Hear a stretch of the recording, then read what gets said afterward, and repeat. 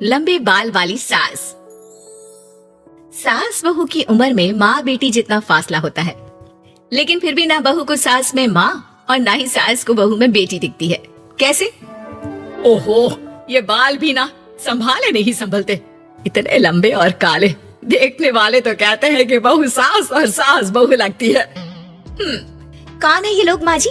मुझे तो नहीं दिखते जो सास को बहू समझ रहे हैं। अरे चल छोड़ ना, जा चाय लेकर आ जा और किचन में मेहंदी भिगा देना। और हाँ, दोपहर को पार्लर वाली आ रही है मेरे हेयर स्पा के लिए, तो जरा गर्म पानी तैयार करके भाप की तैयारी भी कर देना। बहू खुद के बाल देखती है जो सूखे, बेजान और बेतरीके से बंधे होते हैं। बहू किचन की तरफ जाती है। यहाँ खुद के बालों को संभालने का टाइम नहीं है, ना ही पैसा, लेकिन सास के बालों पर इन्वेस्टमेंट देखकर हैरानी ही होती है मुझे तो। दोपहर को पार्लर वाली सास के बालों को देखकर बोल पड़ती है, ओहो, ये कैसे बाल कर लिए आपने? 2 हफ्ते से मुझे बुलाया नहीं ना, तभी। अरे वो बहू के कारण। मेरे कारण? मैंने कब मना किया था आपको किसी चीज के लिए? अब तू ही मायके चली गई थी ना, अब मैं घर का खाना बनाऊं या फिर बालों की केयर करूं? तू जाकर पानी लेकर आ। इस बार मैं जो मसाज करूंगी ना, थोड़ा महंगा है, लेकिन अरे महंगे की चिंता ना कर, बस ये जो डिम्पल कपाड़िया जैसे बाल है वो शबाना आजमी जैसे ना हो जाए, इसका ख्याल रख। अब क्या था, सास के बाल पर जो बजट था वो घर के किचन के बजट जितना ही था, लेकिन बहू बेचारी करती क्या, बहू जो ठहरी। एक बार सास बहू मॉल में घूमने जाते हैं। माँ जी, एक ड्रेस लेना है, चलिए ना जरा डिजाइनर शॉप तक।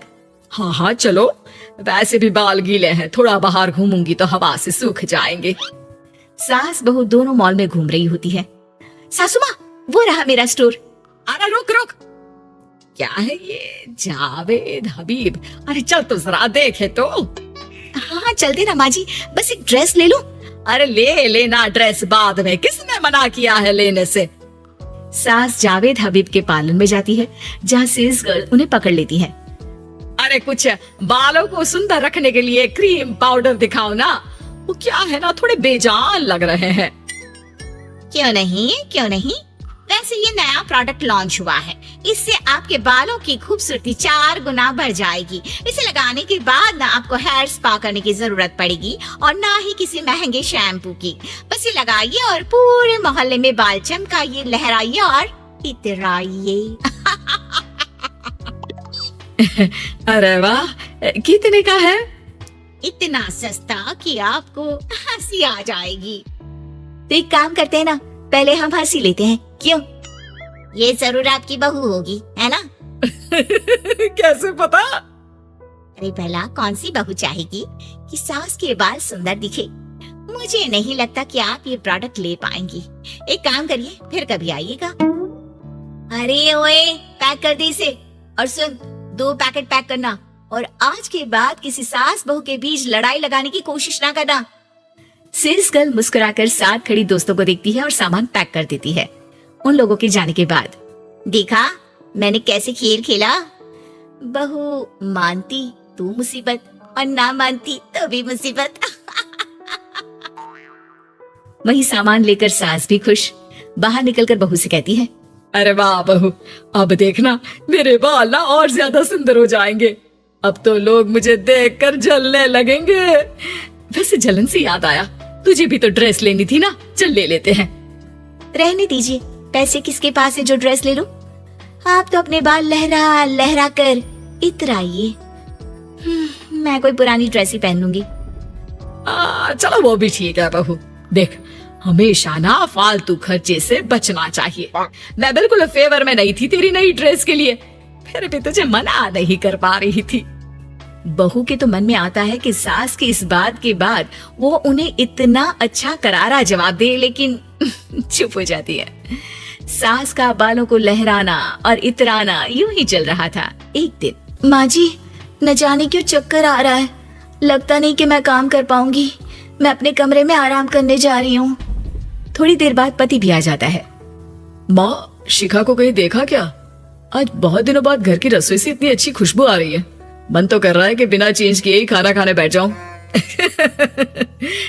अरे बेटा, खाना आज मैंने बनाया है तो घर तो महकेगा ही। तेरी बीबी बीमार बैठी है। पति हैरान होकर पत्नी के कमरे में जाता है, जहाँ वो आराम से तानपुरा का शो देख रही थी।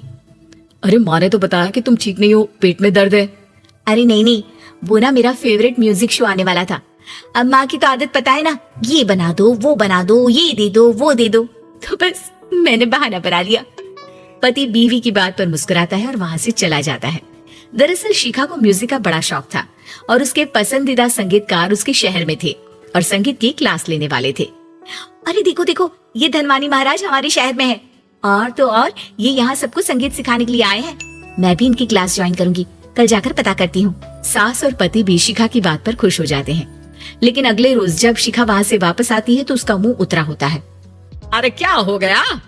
तेरी शक्ल देख कर क्या उन लोगों ने तुझे लेने से मना कर दिया? पहली बार बहू सास के ताने का कोई जवाब नहीं देती और चुपचाप जाकर कमरे में बैठ जाती है, जहाँ पति कहता है, अरे क्या हो गया मेरी अनारकली, क्यों मुंह लटका रखा है? अरे कुछ नहीं, बस ऐसे ही। सास कमरे के बाहर जाकर खड़ी हो जाती है। अरे मुझे तो बताओ क्या हो गया? शिखा रोने लगती है और रोते रोते बताती है कि वो लोग 1 लाख रुपए में कोर्स करा रहे हैं, मैं इतने पैसे कहाँ से लाऊं? पति भी चुप हो जाता है, क्योंकि वो जानता है कि इतने पैसे का तो वो भी इंतजाम नहीं कर पाएगा। देखिए ना कैसे अपनी कला को बेच रहे हैं, लेकिन गलत भी क्या है, नामी गिरामी है। अरे कोई बात नहीं शिखा, मैं कोशिश करता हूँ किसी से उधार लेने की। जब कोर्स करके तुम खुद की क्लास खोलना, उससे जो पैसे आएंगे उससे फीस भर देना। पति कई लोगों से बात करता है, लेकिन उसे कहीं से पैसे नहीं मिलते। शाम को मुंह लटकाकर पति घर आता है। मैंने काफी कोशिश की लेकिन कहीं इंतजाम नहीं हुआ। अरे कोई बात नहीं, मैं भी ना क्या करूंगी म्यूजिक सीखकर। वैसे भी कल आखिरी दिन है पैसे जमा करने के लिए, अब इतनी जल्दी कहाँ से आने वाला है पैसा। लेकिन अगले दिन, बहू ये ले पैसे, जा जाकर अपना नाम लिखवा दे संगीत की क्लास के लिए। बहू इतना सारा पैसा देखकर दंग रह जाती है। अरे माँ जी, आप कहाँ गई थी अभी, और ये इतने सारे पैसे कहाँ से आए?